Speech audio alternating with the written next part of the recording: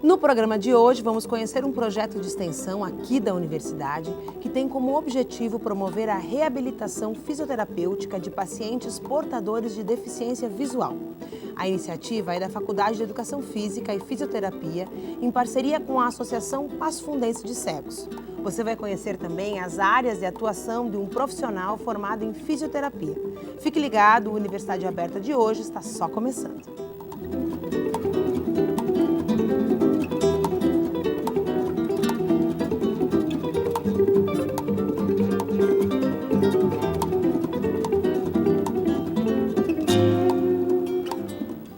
A deficiência visual é caracterizada como comprometimento total ou parcial da capacidade visual de um ou de ambos os olhos, que não pode ser corrigida ou melhorada com o uso de lentes ou de tratamento clínico ou cirúrgico. O projeto Atuação Fisioterapêutica em Deficientes Visuais busca ampliar as possibilidades do cidadão com esse tipo de deficiência, tornando-o cada vez mais autoconhecedor de sua imagem corporal. E para conversar sobre esse assunto, eu recebo aqui no estúdio a coordenadora do projeto, a professora mestre da Faculdade de Educação Física e Fisioterapia da UPF, Sheila Gemelli. Mas antes disso, confere aí uma reportagem produzida pelo Núcleo Experimental de Jornalismo em parceria com a UPF TV. Eu saio de casa sozinho, pego o ônibus, venho até a entidade pela parte da manhã, faço o que precisa ser feito, vou para a rua, vou em estabelecimentos públicos, me locomovo, né, muito bem. Esse que você acabou de ouvir é o Fábio. Ele e outros 528 mil brasileiros são cegos, ou seja, incapazes de enxergar. Só para você ter uma ideia, a cada 5 segundos uma pessoa se torna cega no mundo.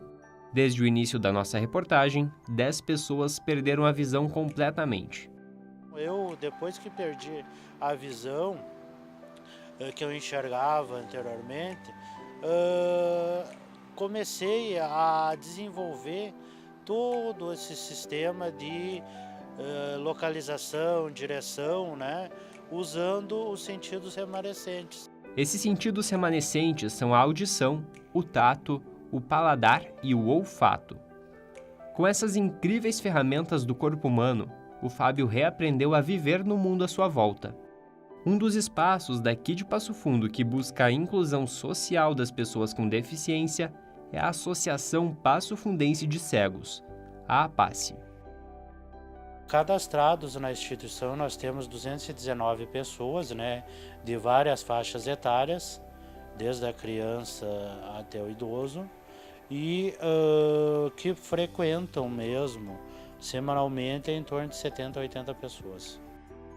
Para quem tiver interesse em conhecer o trabalho da APACE, o endereço é na Rua Moron, 2832, na esquina da Rua dos Andradas, em Passo Fundo, e o telefone é o 3584 1211.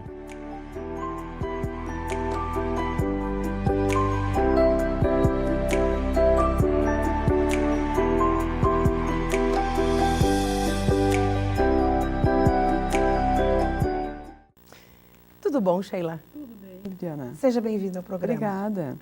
Vamos conversar um pouquinho, antes de falar propriamente do projeto em si, quais as limitações físicas, né, que um deficiente visual tem, e se as limitações físicas de um deficiente visual que nasceu assim são as mesmas do que alguém que depois de um certo tempo perde a visão.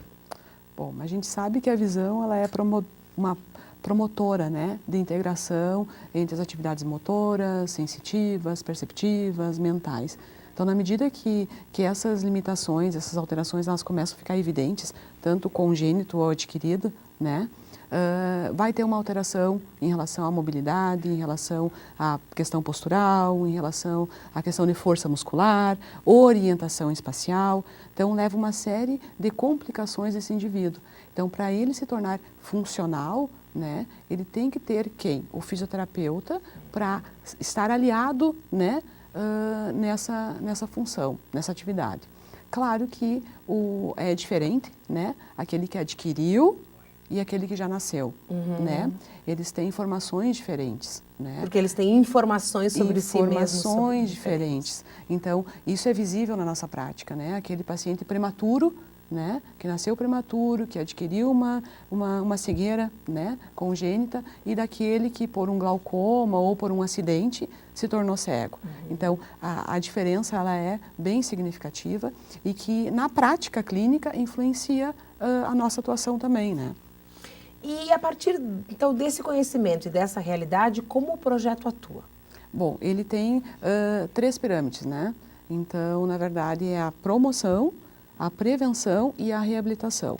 Então, essas são as 3 faces que a gente trabalha num mesmo momento com eles, né? Até porque a gente não trabalha só com eles, os familiares estão envolvidos também. Então, a gente fala da deficiência visual para o deficiente, a gente fala para o familiar e a gente atua em conjunto com todos eles, né? E da mesma forma que a deficiência é um ponto importante dentro do projeto, as alterações complicantes também são importantes, né? Então, como que esse indivíduo ele vai ser independente, né? Quais as complicações que podem vir oriundas da cegueira, né, da cegueira adquirida. Então, é um trabalho mútuo e constante, né? Que tipo de complicações, por exemplo, nós estamos falando? Alguma obesidade, por exemplo, né? Porque como eles têm a mobilidade restrita, eles acabam que não se movimentando muito, né? E aí vem a obesidade, aí vem a hipertensão, né? Então, a gente, periodicamente, a gente reúne eles e trabalha, né, especificamente a atenção à saúde. Então, o que é a hipertensão, o que é o diabetes, né, que é outra complicação, o que é a obesidade. A gente traz junto as orientações em relação à alimentação também, que o exercício é importante, a terapia é importante, sim, mas a gente precisa de outros aliados também, né? Muito bacana te ouvir falar, porque a gente que tem a visão e que não convive com pessoas que têm deficiência não imagina o quanto complexo é, Muito, né? O muito. dia a dia, a rotina. Por exemplo, nunca me passou pela cabeça, não sei, os nossos telespectadores, né? De que, por exemplo, a obesidade poderia ser uma consequência de uma perda de visão, por exemplo, parcial ou total, né? É, porque muitos eles ficam restritos, né? Eles caminham, eles, né, de certo ponto, eles são independentes, né? Mas muitas vezes, às vezes, pela falta de esclarecimento, eles acabam que ficando, né, mais parados e aí não praticam atividade, a alimentação daqui a pouco não é mais adequada e aí aumenta o peso, né? E que dificulta também depois, Também tem a ver com olhar os alimentos, né? É Porque complicado quantas isso. vezes a gente já ouviu a expressão de a gente come com os olhos, Com né? os olhos, né? Eles E não, eles perdem eles essa com referência. com a mão, né? Com os sentidos, O cheiro. né? Diferentes, o cheiro, o paladar, né? Uma outra coisa, Sheila, que tu comentou agora e que me parece interessante para a gente que está de fora, né? É tu falar da presença dos familiares nesse processo, né? A atuação dos familiares que acompanham as pessoas que têm perda de visão total ou parcial, ela pode gerar autonomia ou ela pode gerar dependência. É, por isso que a gente tem essa outra face, né? Que é trabalhar junto com eles, porque eles protegem muito o deficiente, né? Seja parcial ou seja total, né? Às vezes até inconscientemente. Até, muitas Achando vezes, que estão fazendo a coisa muitas vezes certa. inconscientemente, né? Então, essa proteção, ela gera, de certo ponto, uma limitação, porque eu estou protegendo ele, para que ele não levante da cadeira e pegue o controle da TV, por exemplo, né? Ou que não vá lá e modifique o canal, alguma coisa assim, né? Ah, está aqui o controle, ou está aqui um copo de água, está aqui, né? Então, a gente trabalha muito essa questão da independização, ou seja, ele tem que ser independente, né? A tua ajuda é importante? Né? Mas com uma certa cautela, né? O banho, por exemplo, né? Ele tem que tomar banho sozinho, ele é um indivíduo independente, né? Só que às vezes, dependendo do familiar, principalmente o familiar aonde é a deficiência adquirida, né? Oriunda de um acidente, um traumatismo Posterior, crânioencefálico, Às por vezes exemplo. até na vida adulta. Então a gente trabalha bem essa questão aí. Inclusive o ambiente familiar ele tem que ser preparado para essa autonomia. Com certeza. Então, o objeto que está do lado direito tem que estar do lado direito sempre, né? Para ele entender que está ali. Então, se ele precisar, ele vai buscar naquele lado ali. E vocês vão perceber que na clínica também, né? A nossa rotina de tatame, de trabalhar deambulação, né? De trabalhar as atividades de vida diária, sempre é a mesma. Porque eles já sabem, né? Eles levantam dali, agora nós vamos trabalhar na bola. Então, ele já sabe qual é a direção da bola, né? nós vamos trabalhar com equilíbrio. Eles já sabem qual é a direção que você trabalha com equilíbrio. Então, até isso a gente organiza para ficar mais fácil para eles entenderem o ambiente também. Nós comentamos aqui no início, né, quando o cinegrafista disse, se posiciona mais à direita, e eu tive que pensar para saber o que é direita e o que é esquerda. E eu tenho a visão como referência, né? Eles têm que reconstruir isso. Tem que reconstruir isso, né? Então, o ambiente, ele é super importante. A orientação deles no ambiente, né? Então, os que chegam pela primeira vez, eles se perdem, né? Porque é tudo novo. Mas na terceira vez já estão mais ambientados, né? Já fica muito mais fácil. Como é que funciona o projeto? Quer dizer, quantas vezes por semana esse grupo de pessoas se encontra e que tipo de trabalho é feito? Então, hoje a gente oferece o atendimento semanalmente, né? Então, é um grupo de pessoas que vai semanalmente. Esse atendimento, ele é um atendimento individualizado e coletivo também. Por que coletivo? Porque muitas vezes a gente trabalha com dinâmicas, né? Então, a gente não trabalha só ele isolado. Né? Então, tem o atendimento isolado, mas tem o atendimento com dinâmicas, onde a gente reúne eles e trabalha todos juntos, para eles sentirem, né, o que um passa, o que o outro deixou de passar. Até porque o ambiente social é um ambiente com muitas pessoas. A gente utiliza muito aqui, como aqui o campus é muito rico, né, de informações proprioceptivas, então a gente usa muito isso também. A gente vai trabalhar lá na grama, a gente vai lá embaixo dos pinheiros, né, para eles também sentir o que é um pinheiro, o que é aquela casca do pinho, enfim, né? Essas mudanças perceptivas. Então, a gente utiliza muito esse ambiente também, né? Que bacana. Bom, nós vamos a um rápido intervalo, mas antes disso, confere aí o que levou a Bruna a fazer parte do projeto.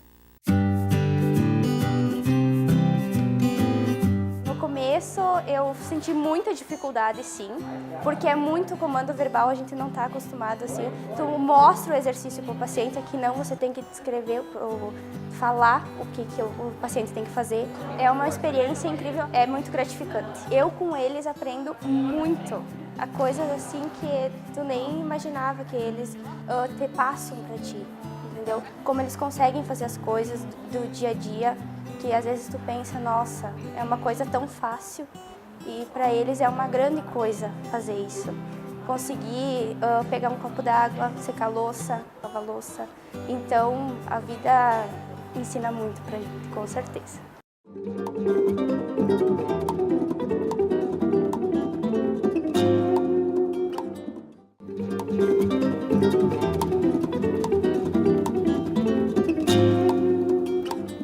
Estamos de volta com o Universidade Aberta. O tema de hoje é o projeto de extensão Atuação Fisioterapêutica em Deficientes Visuais, que busca promover a reabilitação fisioterapêutica de portadores de deficiência visual.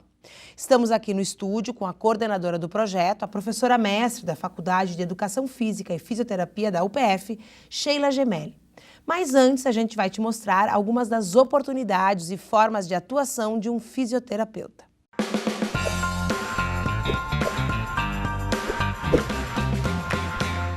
Profissional formado em fisioterapia trata e previne lesões, utilizando técnicas como exercícios e massoterapia. As áreas tradicionais são respiratória, ortopédica e neurológica. Além disso, diagnostica e trata problemas causados por alterações genéticas, doenças adquiridas, acidentes ou vícios de postura. O fisioterapeuta pode ser chamado para prestar atendimento domiciliar, além de poder atuar em clínicas próprias, em fisioterapia hospitalar e secretarias de saúde que ofereçam vagas pelo Sistema Único de Saúde.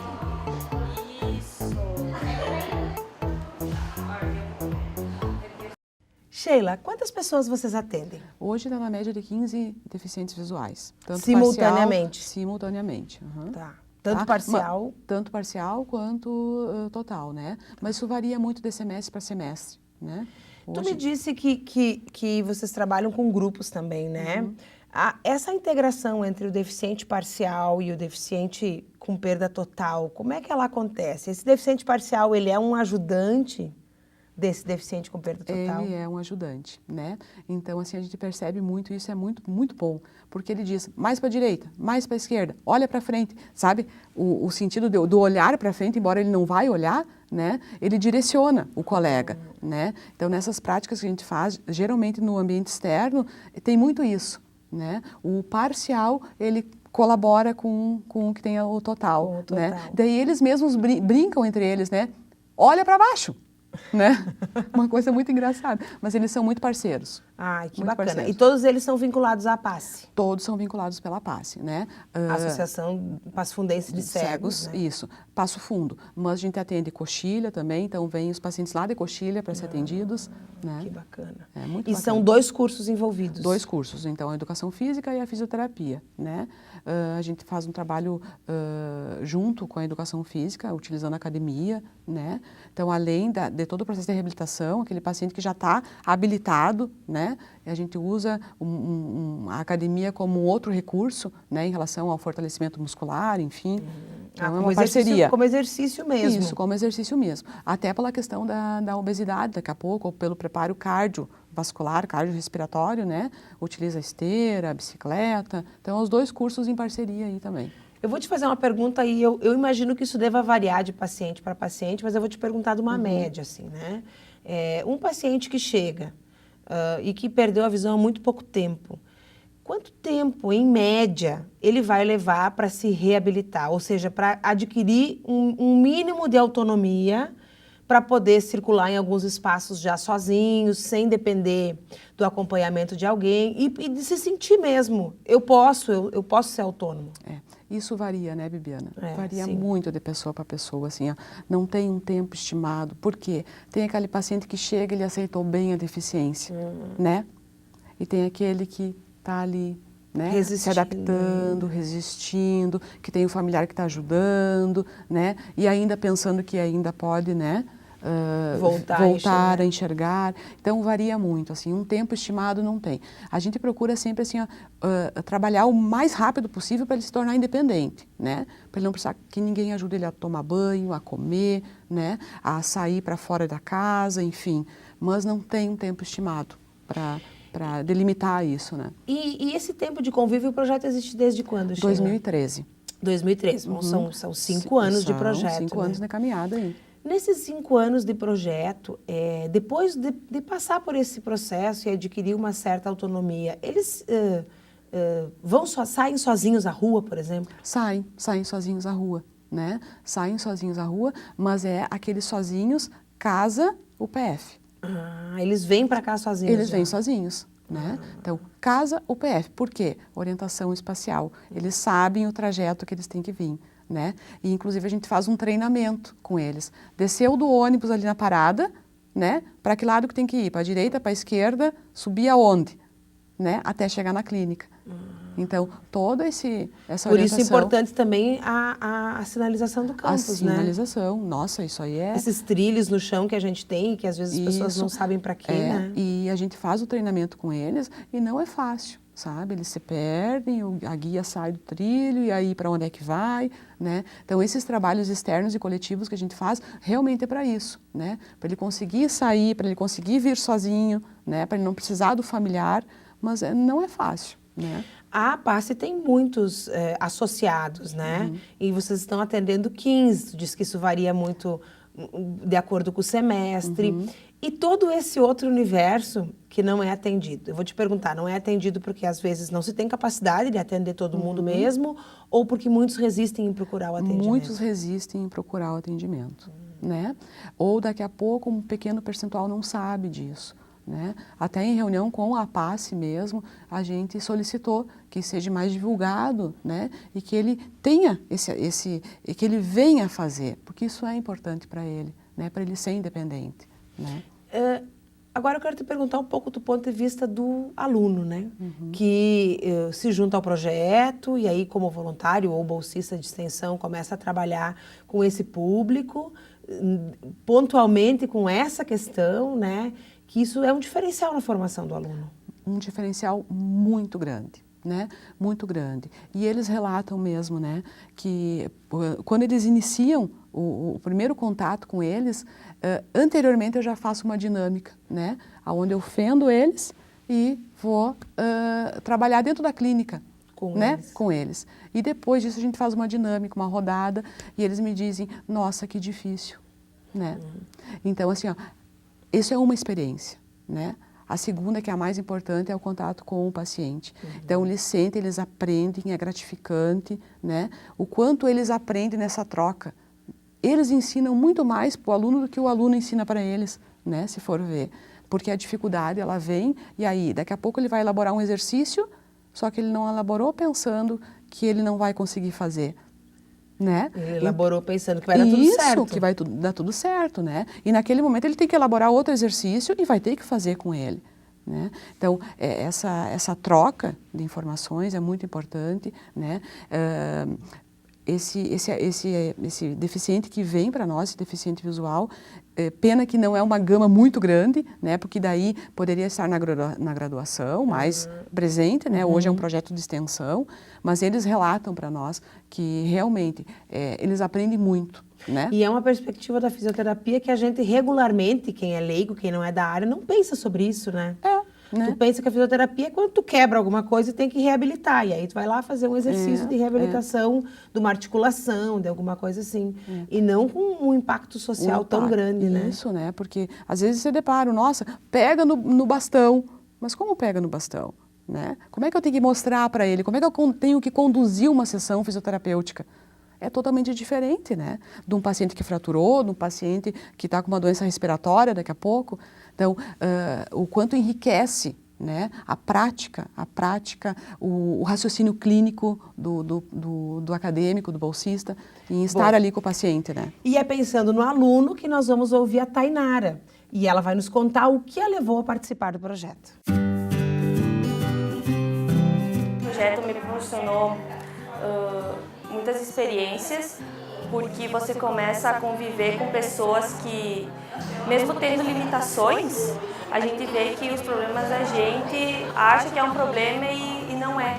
Cada dia que eles vêm aqui, eles se mostram superando suas dificuldades e sempre vêm felizes, alegres e dispostos a fazer as atividades que a gente propõe. Quando a gente trabalha com outros perfis de pacientes, a gente tem várias formas de se comunicar com eles e de explicar as atividades, tanto o visual quanto o auditivo, e também mostrando como que a gente quer que eles realizem.